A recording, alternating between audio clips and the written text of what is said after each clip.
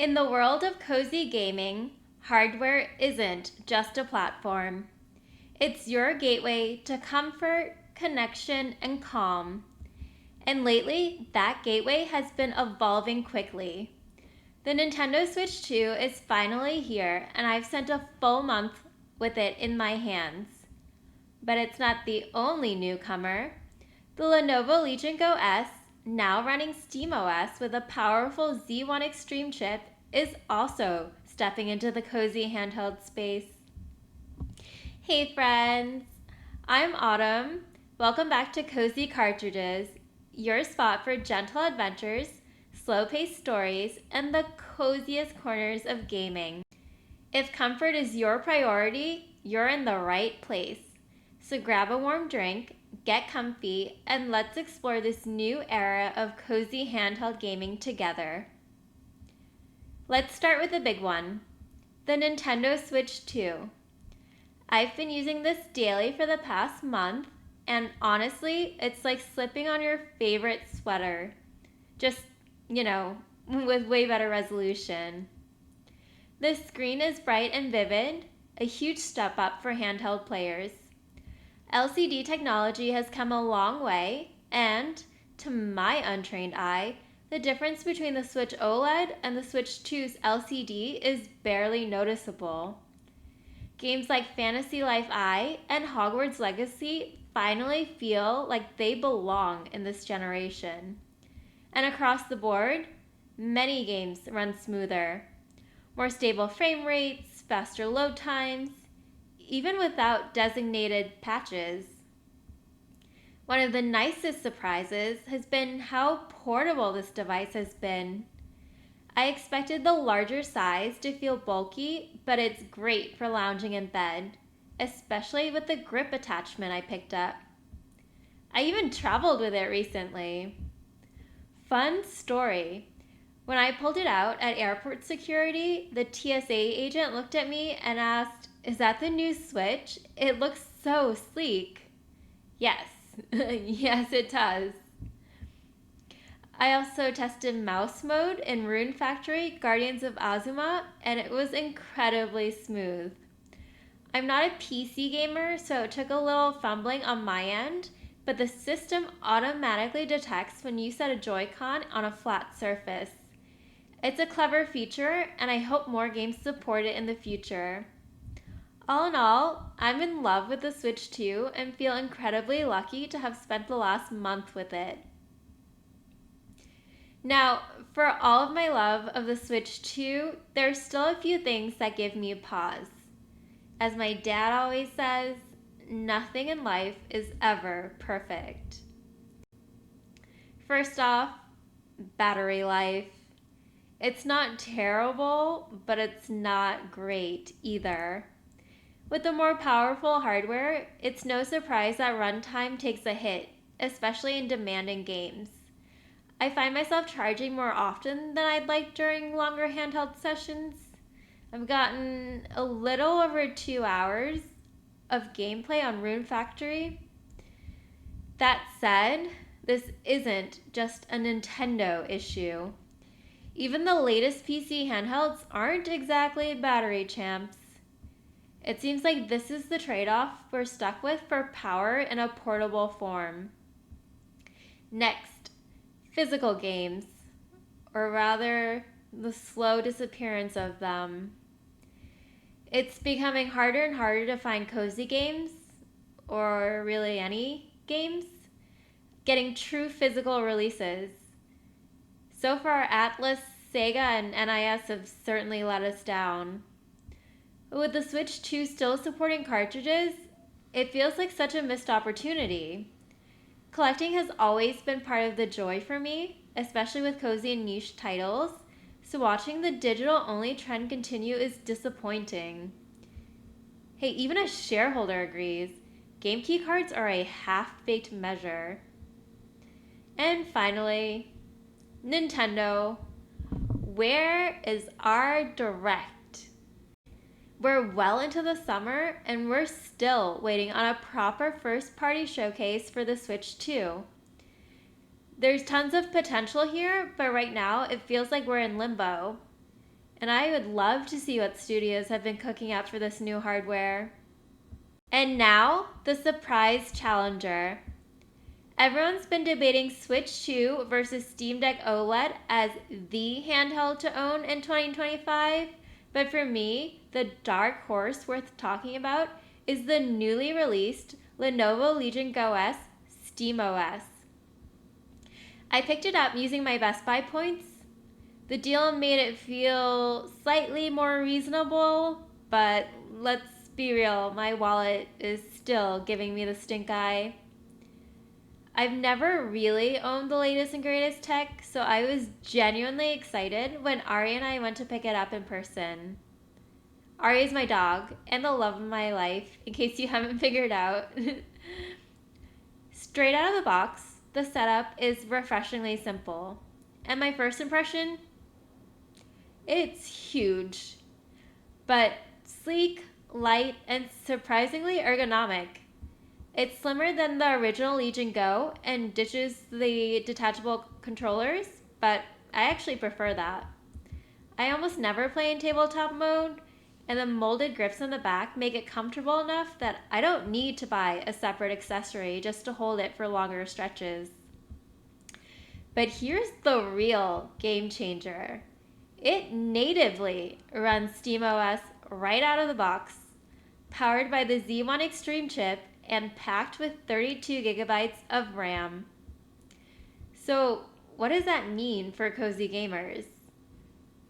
A gorgeous, oversized LCD screen just slightly bigger than the Switch 2's, and instant access to your full Steam library.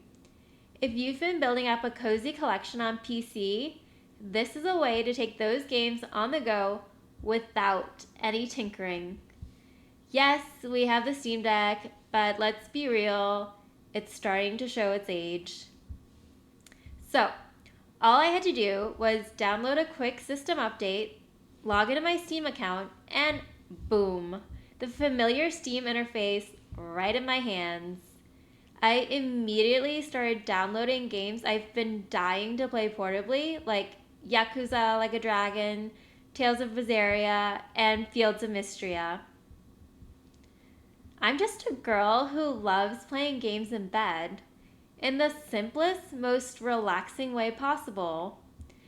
My gaming laptop is great when it comes to power and capturing gameplay footage, but when I'm truly immersed in a game, all I really want to do is curl up with a handheld. And this device, running SteamOS, gives me exactly that. A powerhouse wrapped up in a cozy console-like experience. The top left button pulls up the Steam menu, while the top right opens the quick settings panel. Perfect for adjusting brightness, checking battery life, or tweaking performance settings on the fly. One feature I deeply value in any handheld is sleep mode. Life doesn't always give us long, uninterrupted play sessions. Sometimes we have to take a break to handle something. Being able to quickly pause my game and pick up right where I left off, without loading screens or restarts, is a small thing that makes a big difference in keeping games stress-free. Performance-wise, it goes without saying that I expect this powerhouse to be able to run my indies and AAA games decently well for the next couple of years. So, where do these two systems shine for cozy gamers? Here's what I've loved so far. On Switch 2, Fantasy Life I plays beautifully. Faster load times, smooth menus, and no noticeable hitches even in dense areas. Rune Factory Guardians of Azuma runs smoothly here, especially in busy towns and in combat, with small but appreciated added functionality like mouse mode. Raito Remastered only got a true Switch 1 physical release, which I definitely picked up, but you can pop that into the Switch 2 for 60 instead of 30 FPS. Sounds like a win to me. Hogwarts Legacy was the miracle port to the Switch, but clearly the inferior way to play the game. Now it's closer to the other versions with the ability to take it on the go.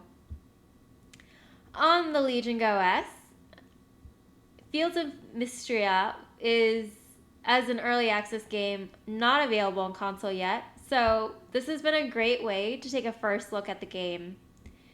Tales of Berseria is a beloved JRPG not available on Switch, but now fully portable and smooth. Yakuza Like a Dragon is a beefier title you'd never expect to play handheld. Shows what this device is capable of and appeals to story-loving cozy gamers. So whether you're into farming, fishing, drama, or just deep character-driven stories, both devices open up a whole new world of cozy and captivating handheld play. Cozy gaming isn't just about specs. It's about how a device feels in your hands, how easily it fits into your life, and how smoothly it invites you into a relaxing experience. And when it comes to feel, both systems bring something different to the table. The Switch 2 feels like comfort food. Familiar, warm, and instantly inviting. It's lightweight and quiet, and the UI remains intuitive and clean. The portability is surprisingly solid too, perfect for bed gaming or, very carefully, tossing into a bag. For longtime Nintendo fans, it feels like a natural evolution. Comforting, reliable, and instantly at home in any cozy space. Meanwhile, the legiongo S leans into luxury cozy. It's bulkier, sure, but the ergonomic design helps offset that. The bigger screen, SteamOS interface, and expanded controller settings give it the feel of a mini PC, which can be cozy in its own right, especially if you love tinkering, modding, or having full control over your gaming environment. So really, it comes down to how you define cozy. Simplicity and nostalgia, or power and possibility. So, after 1 month with the Switch 2 and a few weeks with the legiongo S, here's what I've found. The Nintendo Switch 2 is perfect if you want a seamless, polished experience with games that are tailor-made for a handheld play. It's familiar, accessible, and still has the unbeatable charm of Nintendo's first-party titles. Your Animal Crossings, Pokemon, Fire Emblems, Mario, Zeldas, plus a growing list of third-party games that are finally running better than ever. And even if you're playing a Switch 1 cartridge with a downloadable upgrade pack, there's something so comforting about slotting in a physical game and getting started. It's also the more affordable of my two devices, not just in price, but in ease of use, time, and setup. If you love gaming curled up on the couch or on the go without any fuss, this might be the one for you. The Lenovo Legion Go S, meanwhile, is for the cozy gamer who wants more. More power, more flexibility, more control. If you already have a big Steam library or want to explore games that never made it to Switch, this opens up a whole new world.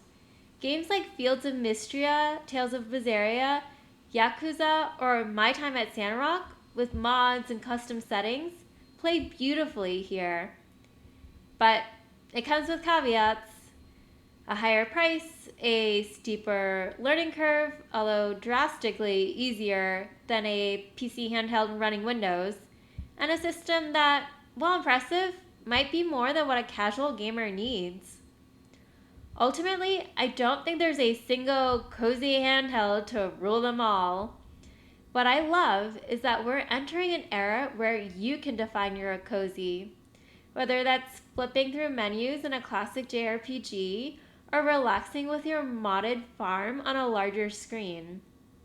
Either way, both systems are a win for cozy gamers, and we've never had it better. Thanks so much for joining me today. I hope this helped give you a better sense of where cozy gaming is headed, and maybe even helped you choose what your next handheld companion is. If you enjoyed this video, please give it a like, subscribe, and turn on your notifications so you don't miss my next episode. Until next time, May your frame rate stay smooth, your save files safe, and your adventures cozy.